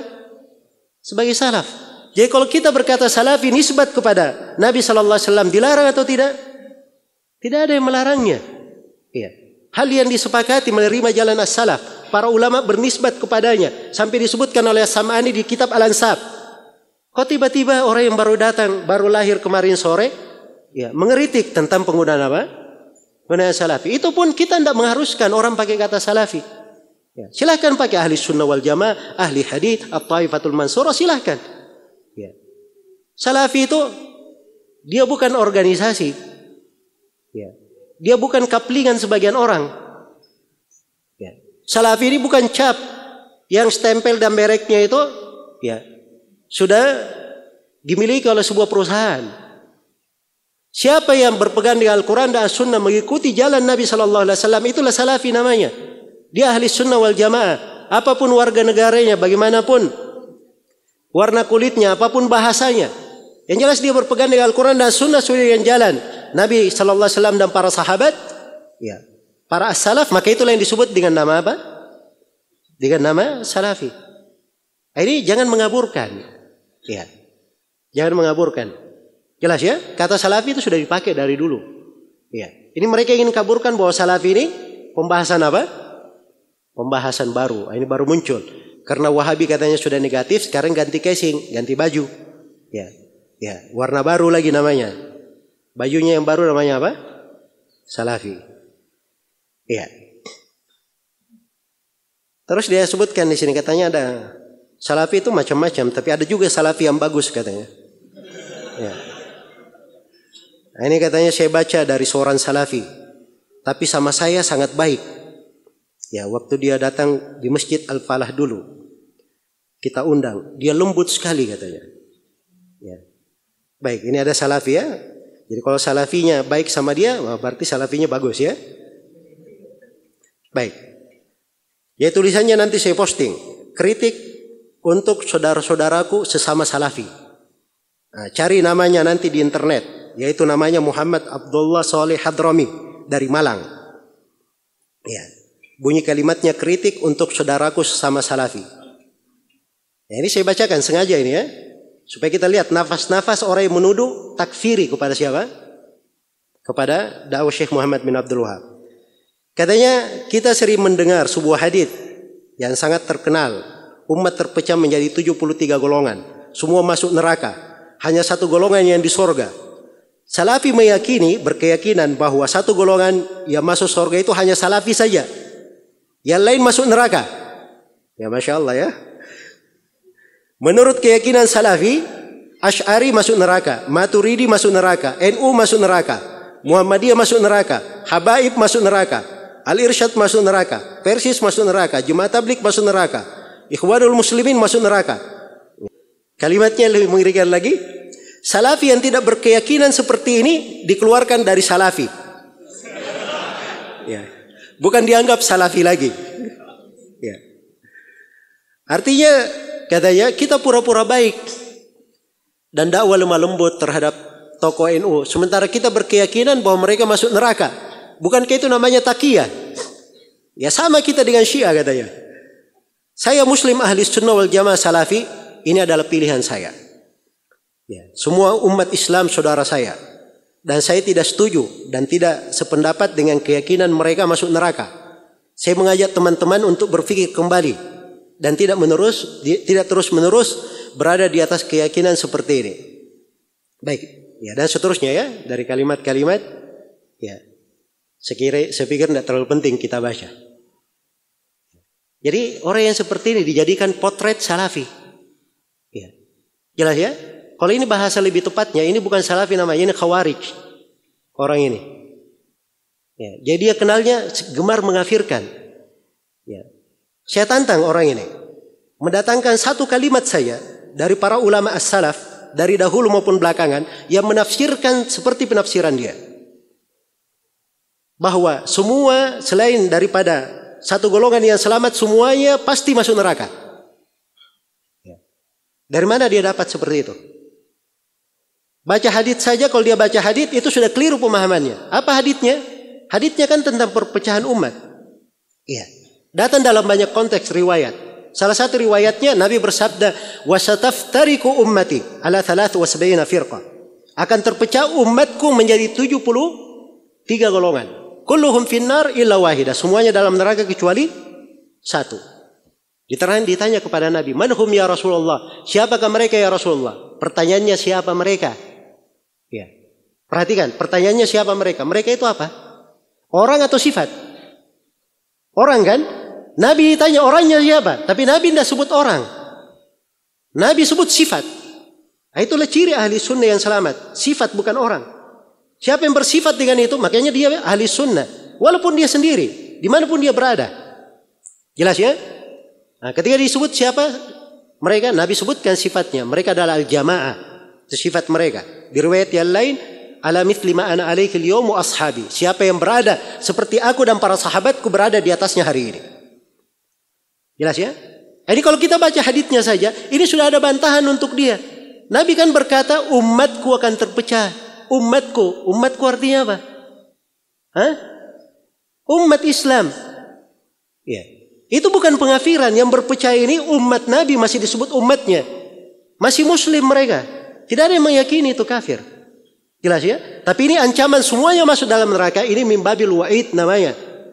Mimbab al-wa'id. Sama kalau dia berzina masuk neraka, mencuri masuk neraka, membunuh masuk neraka. Pasti dia masuk neraka? Nah ini ancaman. Ya. Dia ancam dengan neraka. Adapun dia masukkan dalam neraka atau tidak, ini kembali kepada kehendak Allah Subhanahu wa taala berdasarkan firman Allah, "Innallaha la yaghfiru an yushraka bi wa yaghfiru ma duna dzalika liman yasha." Allah tidak mengampuni dosa kesyirikan. Adapun dosa selain dari kesyirikan, Allah mengampuninya bagi siapa yang Allah kehendaki. Nah, begitu caranya memahami. Jangan mengambil sepotong-sepotong.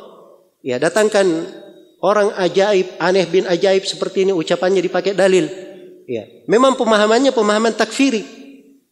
Yang seperti ini jauh dari mewakili makna salafi. Jadi orang yang seperti ini sebenarnya kalau dia menganggap dirinya bertobat, ya, dia bertobat dari apa? Dia mengatakan salafi itu pilihan saya. Salafi itu akidah dan manhaj, bukan baju. Ya, bisa dipakai oleh siapa saja. Ya. Kalau dia ada yang mendahulunya dari para salaf dengan gaya berpikir seperti ini, tunjukkan. Apa dalilnya dari Al-Quran dan Sunnah? Siapa dari para ulama salaf yang mendahulunya? Siapa dari para ulama salaf yang mendahulunya? Jelas ya? Maka jangan mengesankan bahwa dakwah salafiyah seperti ini atau wahabi itu gemar di dalam apa? Di dalam mengkafirkan. Iya. Baik. Ini ada lagi yang lain nih. Ini tidak semuanya kita ini ya. Cuman saya ingin memberikan kalimat-kalimat. Ya. Yang menunjukkan bahwa sebagian orang itu sembarangan di dalam menjatuhkan vonis-vonis. Ya. Baik, katanya ini ada yang membicara tentang turunnya Allah di dunia, di langit dunia. Ya. Katanya turunnya Allah di langit dunia yang pertama, yang turun bukan zat Allah, tapi yang turun itu adalah rahmat Allah, maghfirah Allah, keberkahan Allah. Tapi kalau orang Wahabi, ya, jadi begitu ya. Kalau tidak setuju dengan dia, kasih Wahabi. Ya. Tapi kalau orang Wahabi mengartikan zat Allah yang turun. Cuman katanya mereka ini bingung. Bingungnya kenapa? Bumi ini bulat. Ya, tengah malam itu kan selalu ada. Ya, kita di sini di siang, di belahan bumi yang lain tengah malam. Sedangkan hadits mengatakan setiap malam Allah turun. Ya, karena bumi bulat. Ya, jadi katanya Allahnya nggak naik-naik jadinya. Ya. Makanya sekarang sebagian mereka ngotot bumi itu nggak bulat supaya bisa naik turun. Ya. Katanya Masya Allah. Saudara silakan punya pilihan berakidah katanya. Itu urusan mereka. Tapi jangan kau kafirkan saudara-saudaramu yang nggak percaya dengan kelucuan tadi. Masa kita tidak percaya dengan yang lucu dikafirin? Ini kan aneh kalau Allah diserupakan dengan makhluk sementara kita punya prinsip laisa kamitslihi syai'un wa lam yakul lahu kufuwan ahad. Itu akidah ahli sunnah. Kami nggak akan bakal pernah menyerupakan Allah dengan makhluk atau menjasmanikan Allah dalam bentuk dan rupa. Ya. Ini kan tuduhan-tuduhan semuanya. Tuduhan. Ya. Ini dasarnya di dalam banyak pembahasan. Tapi bahasa mengafirkan. Ya, dari dahulu itu ahli sunnah itu berselisih dengan Asy'ariyah, berselisih dengan Maturidiyah. Ya. Syekh Ibnu Utsaimin rahimahullah berkata, saya tidak mengenal seorang pun dari ulama ada yang mengafirkan orang-orang Asy'ariyah. Ya.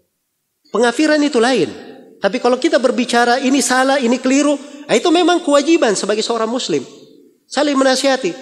Apa gunanya agama dibangun di atas amar ma'ruf nahi munkar?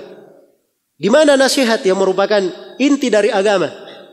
Itu kan kewajiban kita, saling menasihati dengan cara ilmiah. Tapi tidak dikafirkan, tidak ada yang mengafirkan.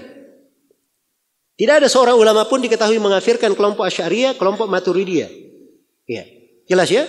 Karena mereka dalam pembahasan pengkafiran tidak bisa dikafirkan. Kenapa? Karena ada takwil. Ya. Mereka ini punya syubhat di dalam hal tersebut. Ada pegangan walaupun itu tidak benar. Maka itu dijadikan alasan untuk apa? Untuk tidak menjatuhkan vonis kafir terhadap mereka. Jelas ya? Jadi jangan sembarangan di dalam hal ini. Ini saya nggak bahas tentang masalah benarnya ucapan dia. Apa yang dia katakan. Ya, tapi ini adalah hal yang aneh. Ahli sunnah itu tidak pernah bingung dalam keyakinannya. Dari masa ke masa para ulama menulis. Ya. Hadits tentang turunnya Allah ke langit dunia ada dalam hadits riwayat Bukhari dan Muslim dan datang dalam berbagai riwayat dan para ulama tidak ada yang bingung. Ya. Keyakinan mereka sama. Ya. Yang bingung itu adalah orang yang berbicara. Ya. Jadi kalau mengatakan ahli sunnah itu kebingungan dalam hal ini keliru. Ya. Bagaimana caranya? Misalnya katanya Allah turun di langit dunia sekarang malam di sini di Indonesia, tapi di tempat lain siang. Ya. Di tempat lain apa? Siang. Nah, ini kan dia sudah mulai masuk di dalam masalah apa? Di dalam membenturkan akalnya dengan apa? Dengan hadits Rasulullah sallallahu alaihi wasallam. Ahli sunnah dalam hal ini mengimani Allah yang lebih tahu akan dirinya. Ya. Allah yang Rasulullah mengabarkan tentang Allah akan hal tersebut. Kita imani atau tidak? Kita imani. Adapun hakikat bagaimananya? Enggak, kita tidak diberitahu tentang hal tersebut. Maka itu tidak perlu dipikirkan, tidak ada kebingungan dalam hal itu. Tidak ada yang harus dibingungkan. Baik. Kemudian di antara pertanyaan juga yang sering tanyakan di sini, ya, benarkah Wahabi itu mujassimah? Ya. Apakah Wahabi itu mujassimah? Mujassimah itu artinya dia menyerupakan Allah dengan makhluk. Ya. Mengatakan bahwa Allah itu memiliki jisim. Ya. Sama dengan makhluknya. Itu bahasa lainnya mujassima, bahasa lainnya musyabbiha, mumathila. Itu bahasa lainnya. Ini dalam nama-nama dan sifat. Ini ada perseteruan di tengah para ulama ahli sunnah wal jamaah dengan orang yang menyimpan dari jalan ahli sunnah wal jamaah. Perseteruan ini sudah ada dari masa ke masa. Sudah ada. Ya. Dan akidah ahli sunnah selalu terjaga. Selalu terpelihara di dalam hal tersebut. Ya. Dan ini Syekh Muhammad bin Abdul Wahhab rahimahullahu ta'ala juga dikatakan sebagai apa? Sebagai mujassimah katanya. Perhatikan, saya bacakan dari kalimat Syekh di risalahnya kepada penduduk Qasim. Kata beliau, "A'taqidu anna Allah subhanahu wa ta'ala laisa kamitslihi syai'." Saya berkeyakinan bahwa Allah subhanahu wa ta'ala tidak serupa dengan sesuatu apapun. Wa huwas sami'ul basir. Dan dialah Allah maha mendengar lagi maha melihat. Fala anfi anhu ma wasafa bihi nafsa. Saya tidak akan pernah meniadakan dari Allah apa yang Allah sifatkan dirinya sendiri dengannya. Iya. Jadi kalau maksudnya Kalau misalnya dalam Al-Quran diterangkan bahwa Allah memiliki wajah, Allah memiliki tangan, saya tidak akan menafikan itu. Karena Allah yang menetapkan. Tapi sudah jelas ya, Syekh tidak menyerupakan Allah dengan siapapun. Ini jelas kaidahnya. Baik. Wala uharriful kalima an mawadhi'ihi, dan saya tidak akan merubah firman Allah dari tempatnya. Ya. Wala ulhidu fi asma'ihi wa ayati, dan saya tidak akan melakukan ilhad, penyimpangan, penyelewengan di dalam nama-nama dan ayat-ayat Allah. Wala ukayyif, dan saya tidak akan bagaimanakan Allah Subhanahu wa taala. Wala umathil sifatihi, dan saya tidak akan persamakan sifat-sifat Allah taala bi sifati khalqihi, dengan sifat-sifat makhluknya. Li'annahu ta'ala la samiyya lahu wala kufwa lahu wala nidda lahu wala yuqasu bi khalqihi. Karena Allah taala tidak ada yang sepadan dengannya, tidak ada yang semisal dengannya, tidak ada tandingan baginya, dan tidak bisa dikiaskan dengan makhluknya. Jelas ucapannya Syekh? Ya. Ini bisa dikatakan Syekhnya Mujassimah mengatakan Allah sama dengan makhluk? Ya. Nah, ada dari bahasa beliau di situ. Jelas ya? Cuma ini yang menjadi masalah sebagian orang seperti itu. Ya. Ini saya berikan kata kuncinya supaya kita mengerti. Ya. Kenapa ada orang yang menuduh Mujassimah? Sebab asalnya dia juga Mujassimah. Ya. Asalnya dia juga Mujassimah, tapi dia tidak setuju dengan hal tersebut, makanya dia membelok ke arah yang lain. Ini terima dulu kaidahnya seperti itu. Jelas ya? Rinciannya begini.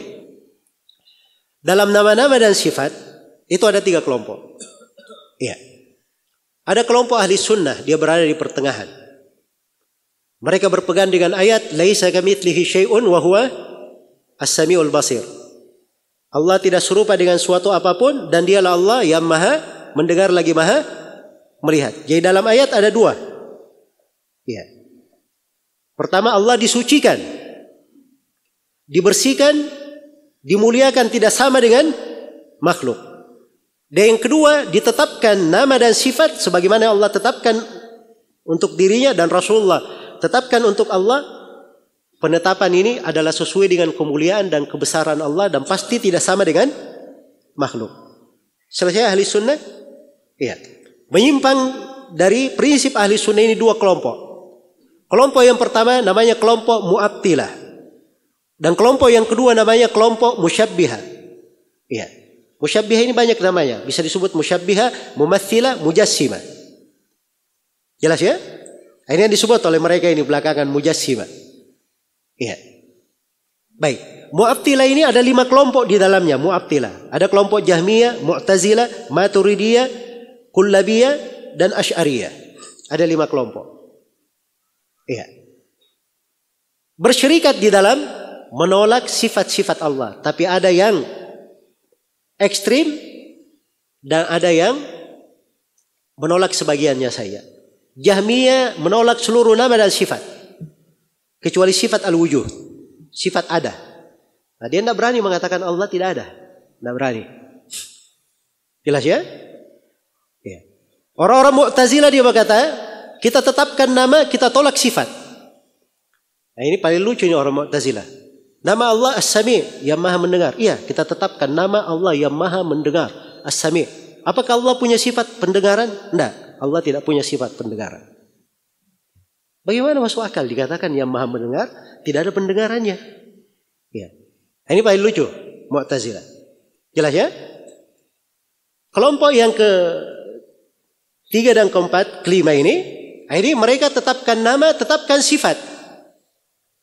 Ya, hanya saja di dalam penetapan sifat di sini mereka berbeda. Kalau Kullabiyah dia tetapkan dari sifat datiyah Allah Subhanahu wa taala. Adapun sifat yang bersifat ikhtiariyah yang dilakukan oleh Allah sesuai dengan kehendaknya ini ditolak oleh mereka, ditakwilkan oleh orang-orang Kullabiyah. Ya.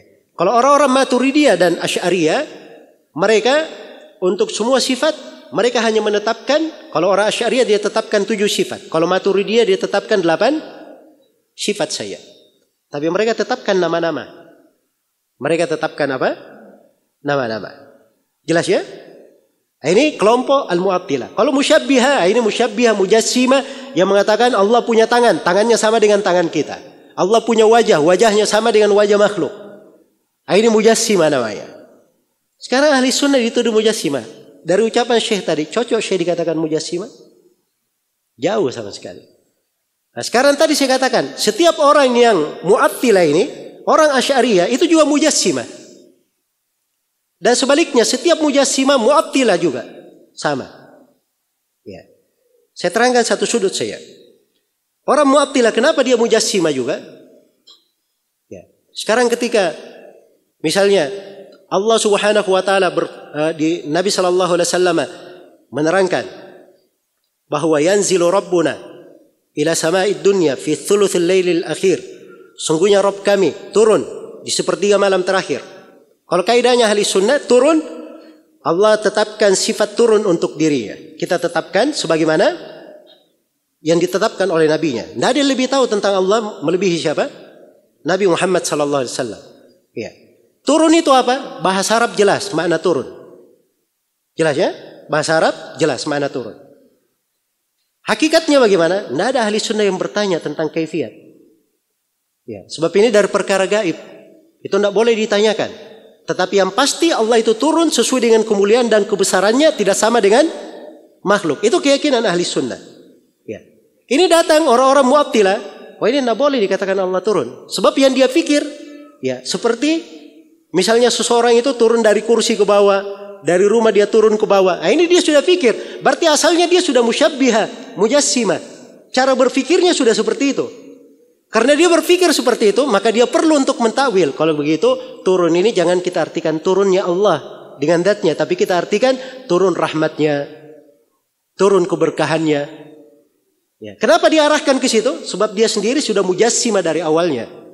Dia itu pikirannya kalau kita bilang seperti itu, maka Allah turun benaran. Itu yang dia pikir. Apa namanya? Seperti dia turun, makhluk turun. Itu yang dia pikir. Ya. Tapi kalau ahli sunnah dikatakan bahwa Allah turun dengan hakikatnya. Bagaimana turunnya? Itu perkara gaib, kita tidak tahu. Yang jelas kaidah kita, Allah tidak serupa dengan suatu apapun. Ya. Ingin lebih tahu daripada Nabi. Nabi yang berkata Allah turun ke langit dunia. Ya. Kok kamu mengalahkan ke makna yang lain? Jelas ya? Nah, ini cara ahli sunnah di dalam memahami dari apa namanya sifat-sifat. Dan ini dari pembahasan akidah dibahas oleh para ulama rahimahumullahu taala secara mendalam. Ya. Baik. Ada lagi yang berkata, benarkah bahwa Syekh itu mengingkari ijma' dan qiyas dan mengatakan ya, bahwa dia ini membawa madhab baru, madhab yang kelima katanya. Ya. Dan yang lainnya 4 madhab itu tidak dianggap. Terus ada lagi yang menyebut bahwa Syekh Muhammad bin Abdul Wahab katanya semenjak 600 tahun ini manusia tidak berada di atas suatu agama yang benar. Ya. Dialah yang berada di atas ijtihad. Ini semuanya dari hal-hal yang dituduhkan kepada Syekh. Sudah ada di masa penulis dituduhkan itu. Iya. Dan ini sudah dibantah oleh Syekh rahimahullahu ta'ala. Iya. Sudah dibantah.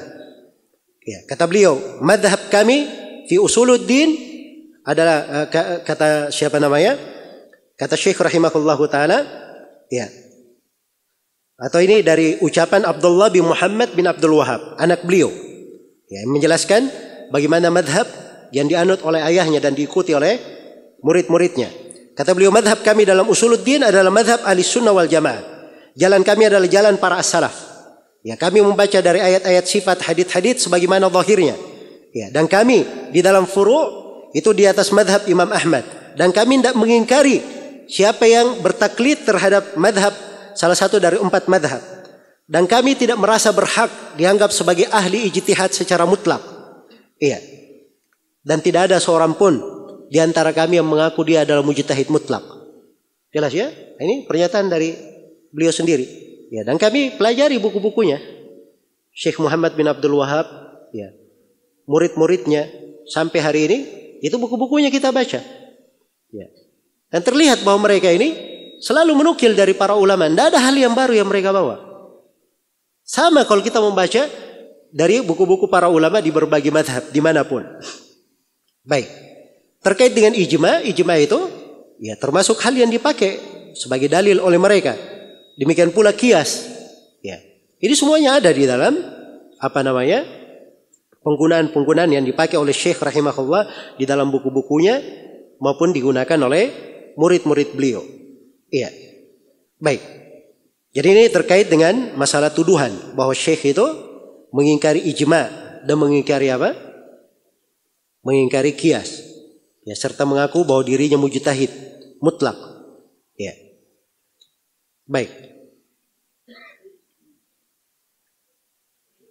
Terus ada lagi yang mengatakan bahwa Syekh Muhammad bin Abdul Wahab katanya mengingkari berziarah ke kuburan. Ya. Mengingkari berziarah ke kuburan. Ini selalu dinisbatkan seperti itu. Sekarang aneh ya. Jadi kalau misalnya ada yang berkata, ya, selepas sholat 5 waktu itu tidak ada doa bersama. Tidak ada doa bersama. Ini kan dari ucapan para ulama. Iya. Dari ucapan para ulama. Ini sholat 5 waktu dihadiri oleh para sahabat. Iya, dihadiri oleh para sahabat.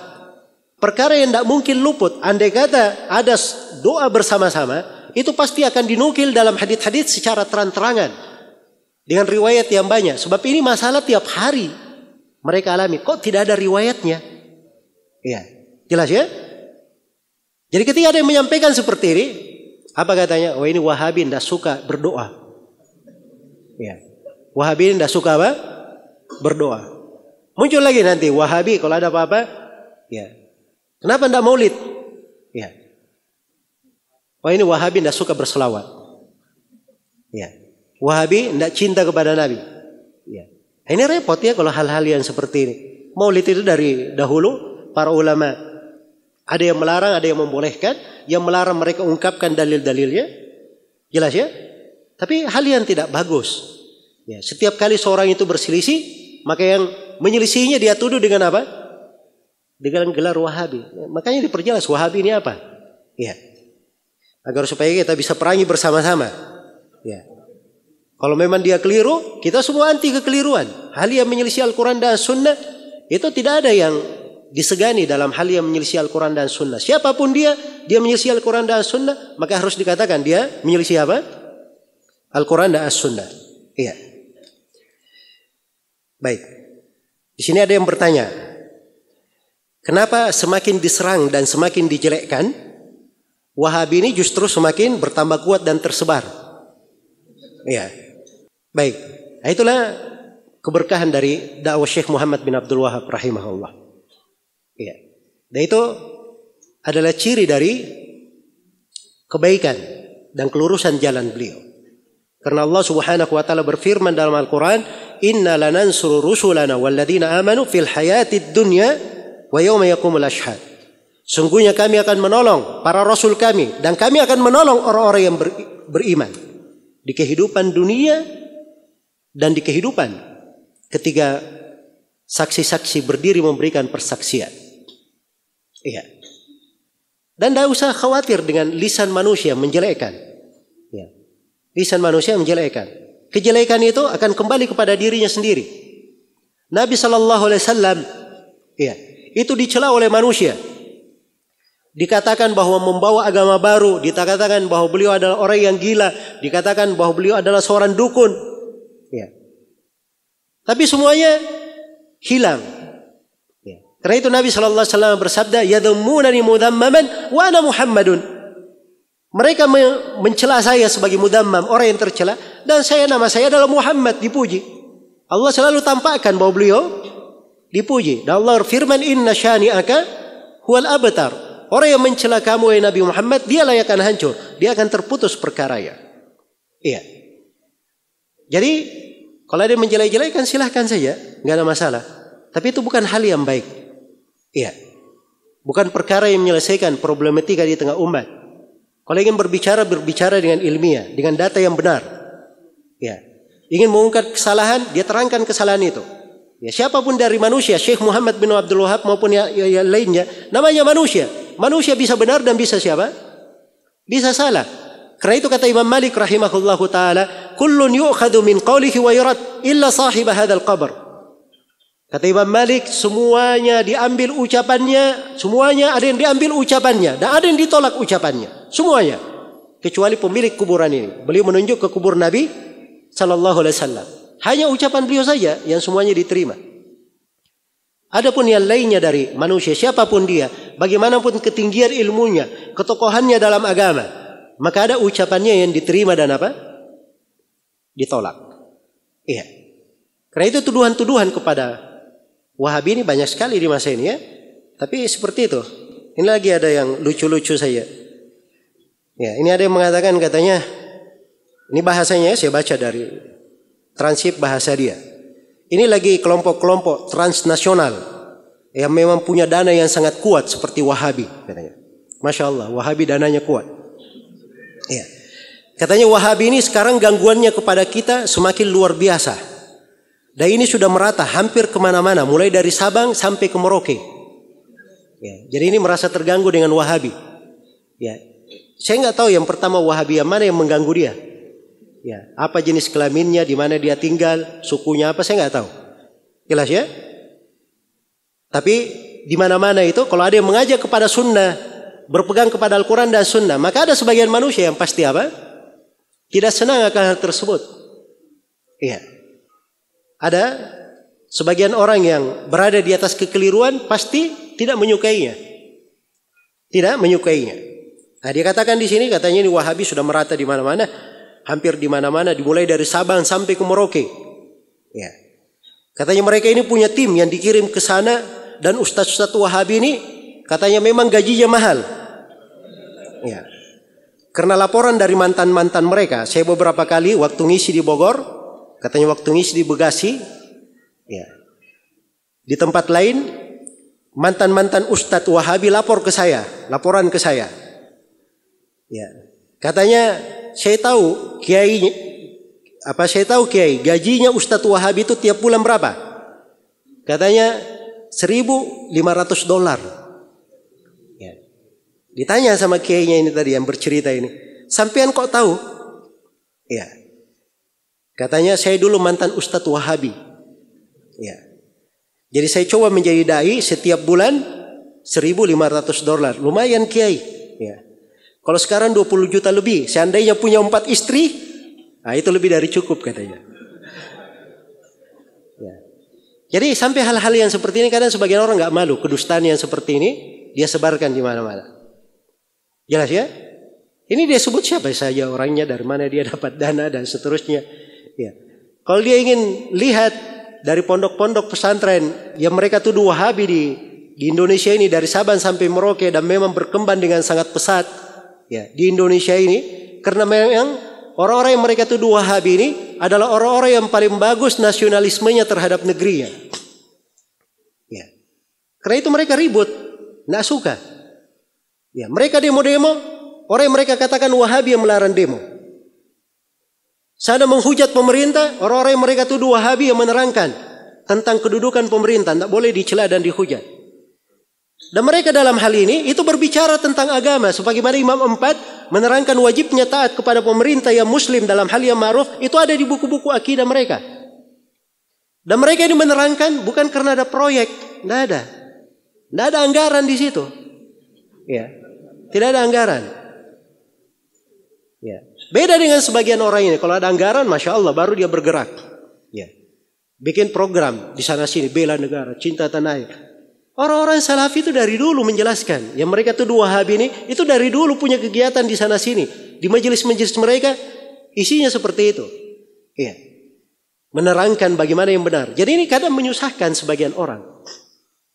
Jelas ya? Akhirnya mulai tujuh macam-macam. Ada lagi yang bikin statement katanya. Masya Allah, ditulis di koran lagi. Ya. Itu di halaman depannya, koran Duta namanya. Ya. Katanya semua teroris di RI itu Wahabi. Masya Allah.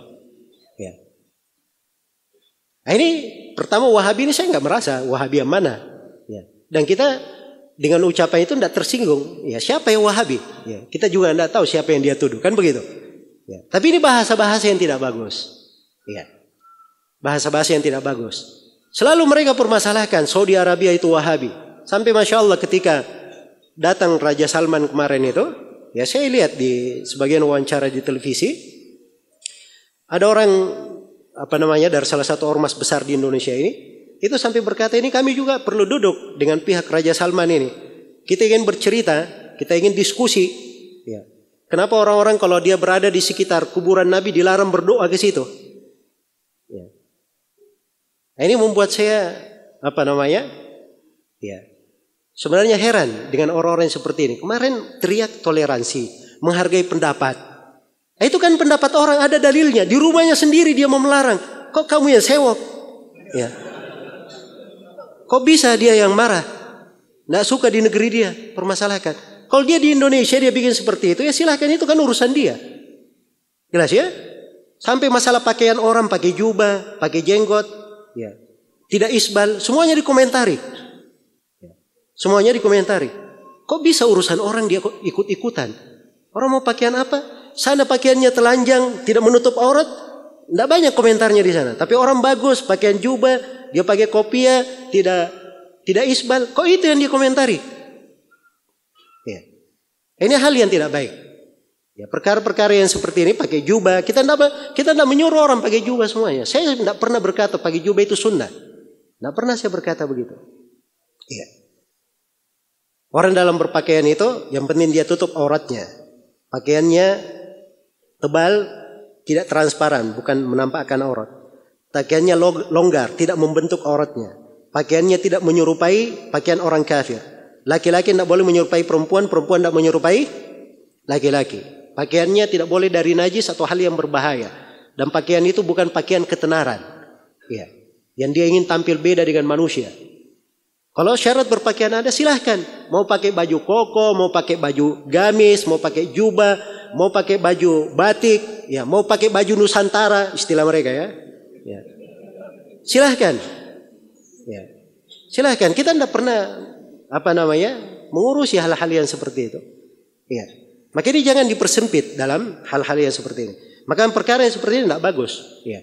Menuduh sembarangan. Ya, terkait dengan masalah terorisme, dituduh sebagai teroris dan seterusnya. Ada memang orang-orang. Jadi tidak semua orang yang misalnya dia ini membaca buku-buku Syekh Muhammad bin Abdul Wahab, tidak dikatakan dia ini mewakili Syekh Muhammad bin Abdul Wahab. Ya. Tidak semuanya seperti itu kan. Saya mau beri contoh. Ya. Ada sebagian ormas, Masya Allah. Ya. Sangat dikenal sekali. Ya. Sebagai orang yang mengawal. Ya. Sebagai orang yang selalu mengatakan bahwa kita harus toleransi, moderat dan seterusnya. Ya, ketika pemerintah punya kebijaksanaan full day school, ya, siapa itu yang punya santri-santri demo-demo, kemudian dia berkata bunuh menterinya? Hah? Ketika terjadi hal yang seperti ini, kita tidak berkata bahwa mereka ini mengajari santrinya terorisme atau pemikiran takfiri. Ya, ini kekeliruan dari anak-anak kan begitu. Ya. Tidak bisa, bukan hal yang adil kita nisbatkan bahwa pemikiran mereka adalah apa? Pemikiran takfiri. Kok santrinya bisa berkata bunuh menterinya? Ya. Itu bukan dari hal yang adil. Makanya cara berpikirnya Anda juga kepada orang lain harusnya diperbaiki. Jangan ketika ada yang membaca misalnya, ini ada yang melakukan peledakan bom di sana. Peledakan bom ini didapati di rumahnya, dia baca Kitabut Tauhid karya Syekh Muhammad bin Abdul Wahab. Ya. Oh berarti ini Wahabi. Ya. Subhanallah. Jadi kalau dia baca Al-Quran bagaimana? Dinisbatkan kesalahan kepada Al-Quran begitu? Ya. Nggak boleh seperti itu. Itu kan tidak adil namanya. Tidak adil. Ya, kalau mau adil, buku-buku Syekh Muhammad bin Abdul Wahab ada. Ya. Buku-buku mereka tuduh sebagai Wahabi itu ada. Keluarkan dari buku-bukunya. Jangan nukilan-nukilan saja. Ya. Hanya ambil dari sini, nanti buat opini. Sekte berdarah, sejarah berdarah kaum Wahabi. Ya, dan sebagainya. Ini kan semuanya kedustaan. Ya. Dan hal-hal yang seperti itu, ini harusnya dihilangkan. Ya, kita harus mendidik umat ini supaya berpijak di atas dalil. Inilah yang menyatukan. Kan di dalam Al-Quran dikatakan, wa makhtalaftum fihi min syai' fa hukmuhu ila Allah. Apa saja yang kalian berselisih, hukumnya kembalikan kepada Allah Subhanahu wa taala. Dan Allah Subhanahu wa taala berfirman, فَإِنْ تَنَازَعْتُمْ فِي شَيْءٍ فَرُدُّوهُ إِلَى اللَّهِ وَالرَّسُولِ إِنْ كُنْتُمْ تُؤْمِنُونَ بِاللَّهِ وَالْيَوْمِ الْآخِرِ. Kalau kalian berselisih pada sesuatu apapun, kembalikan kepada Allah dan Rasulnya. Kalau memang kalian itu beriman kepada Allah Subhanahu wa taala dan hari akhirat. Baik. Jadi ini pembahasan tentang Wahabi ini pembahasan panjang sekali ya. Ya, karena kalau kita ingin bahas semua apa tuduhan-tuduhan, isu-isu yang berkembang dan syubhat itu banyak sekali. Ya. Tapi intinya kita sudah tahu. Ya, siapa yang dituduh dengan Wahabi itu, apa hakikat dakwanya, dan saya sudah berikan contoh beberapa bentuk dari tuduhannya. Ya. Maka di akhir dari kajian ini saya ingin mengingatkan tentang kita semua itu umat Islam itu bersatu di atas satu prinsip. Ya, kita dikumpulkan di atas suatu hal. Rasulullah sallallahu alaihi wasallam telah bersabda, "Inna rabbakum wahid." Sungguhnya Rabb kalian itu satu. Iya.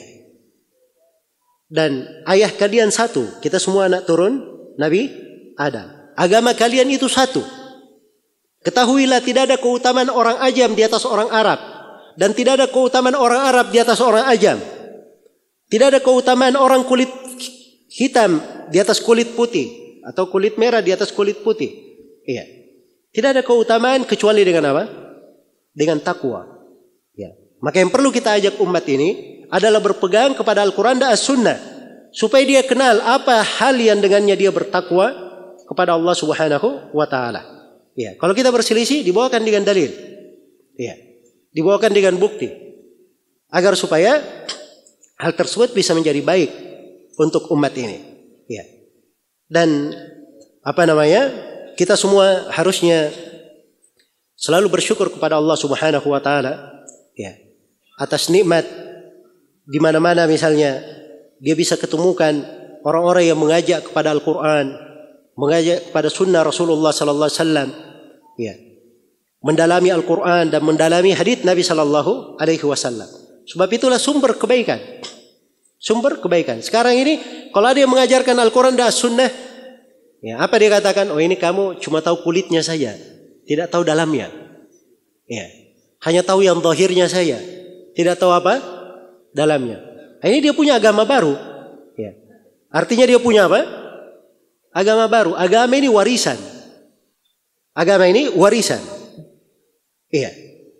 Umat Islam itu tidak boleh bikin prinsip apapun. Yang datang setelah Nabi Sallallahu Alaihi Wasallam itu tidak boleh membuat ketentuan apapun. Sebab agama ini sudah lengkap dari Nabi. Dan itulah yang didalami oleh para sahabat. Itu yang disampaikan kepada umat. Jadi yang sampai kepada kita itu warisan. Jadi kalau gitu agama, dia agama yang benar, maka agama itu apa yang dibawa ini pasti mencocoki jalannya para ulama yang telah lalu.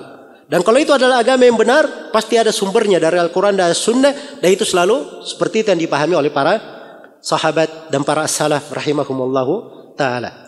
Baik, jadi ini mungkin yang bisa saya sampaikan untuk kajian di sore hari ini. Semoga Allah Subhanahu wa taala mengumpulkan kita semua kelak di kemudian hari di surganya yang penuh dengan kenikmatan bersama Nabi sallallahu alaihi wasallam dan para sahabatnya.